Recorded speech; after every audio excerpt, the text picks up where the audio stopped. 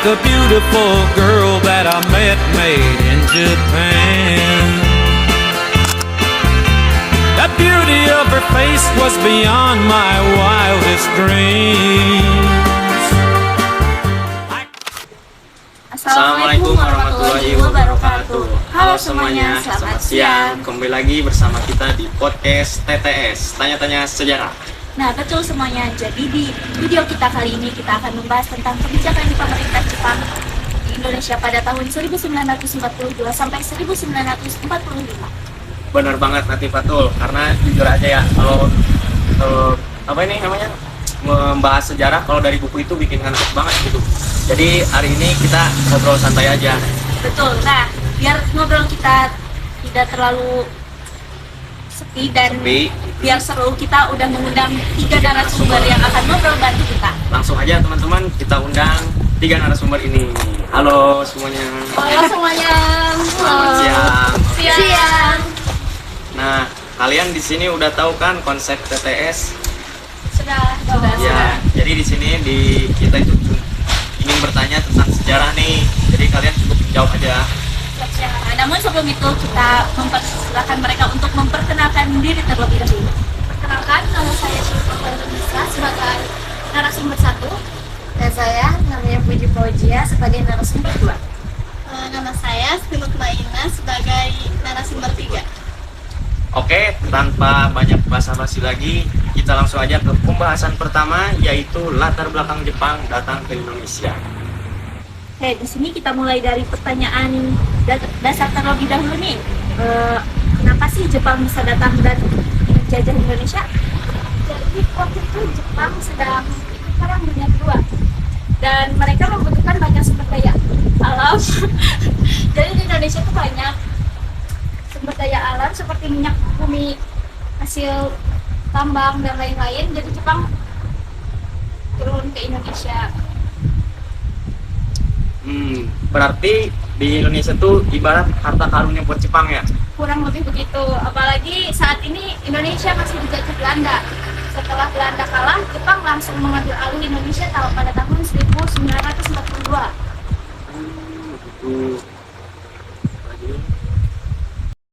Tapi dulu rakyat Indonesia sempat menyebut Jepang kan? Ya, karena Jepang membawa propaganda Asia untuk Asia. Lalu Jepang juga mengaku sebagai saudara tua bangsa Indonesia. Padahal ujung-ujungnya ya tetap penjajahan juga. Waduh, prit guys. Aduh. Berarti dari intinya itu di pembahasan ini latar belakang Jepang datang ke Indonesia seperti bajak laut yang mendatangi pulau untuk mencari emas atau harta karun gitu ya. Betul. Cukup begitu ya pembahasan yang pertama teman-teman. Kita lanjut ke pembahasan kedua, yaitu di pembahasan kedua ini Tentang kebijakan politik Jepang. Nah, apa aja sih kebijakan yang ditetapkan? Nah, dalam bidang politik, Jepang kayak membubarkan organisasi politik peninggalan Belanda dan menerapkan pemerintah militer yang sangat ketat. Jadi semuanya dikontrol oleh Jepang. Betul, tapi Jepang juga kayak membentuk beberapa organisasi untuk menarik simpati rakyat Indonesia. Contohnya itu seperti gerakan 3A ya? Ya, slogannya tuh kayak Jepang Pemimpin Asia, Jepang Pelindung Asia, dan Jepang Cahaya Asia. Kalau sekarang mungkin kayak slogan promosi besar-besaran ya. Waduh, gimana ini guys? Selain itu ada organisasi lain juga kan? Ada, Jepang juga membentuk Putera atau Pusat Tenaga Rakyat yang dipimpin oleh Soekarno, Muhammad Hatta, dan King Hajar Dewantara dan Kiai Haji Mas Mansur. Tapi ternyata organisasi itu malah dimanfaatkan tokoh Indonesia untuk membangun semangat nasionalisme rakyat ya? Ya, betul sekali. Oke, mungkin cukup segitu ya untuk pembahasan yang kedua. Kita lanjut ke pembahasan yang ketiga, yaitu tentang kebijakan ekonomi Jepang. Oke, sekarang kita bahas ekonomi nih. Katanya kehidupan rakyat waktu itu cukup sulit ya? Ya, sangat sulit.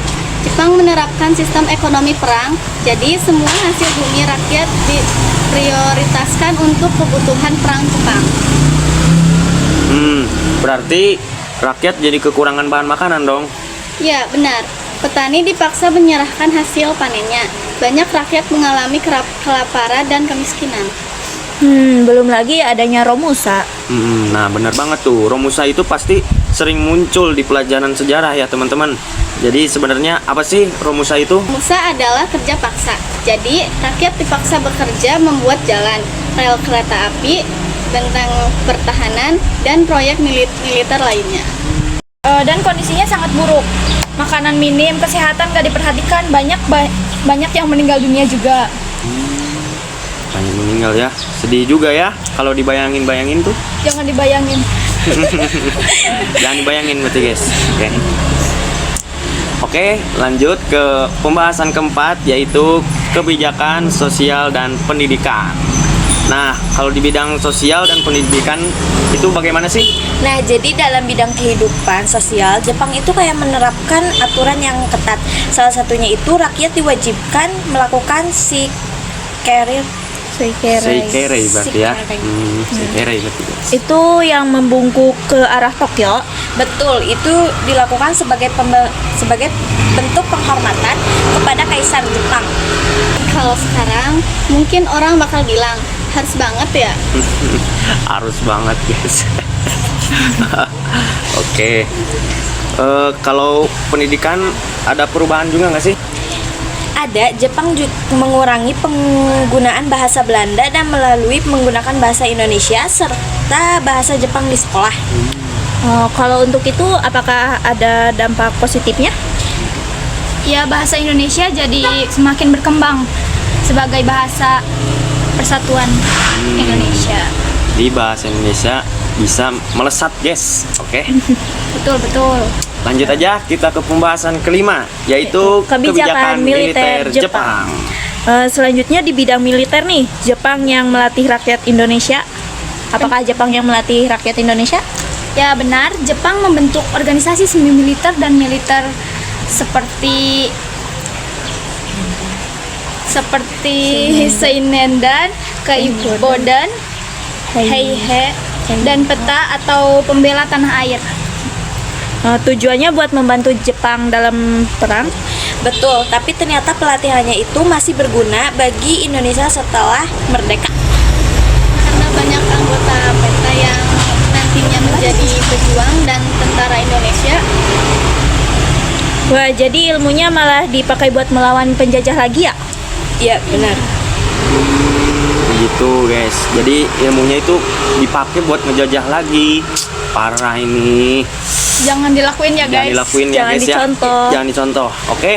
Lanjut aja ke pembahasan yang keenam guys, yaitu dampak Dampak penduduk pendudukan Jepang. Jepang.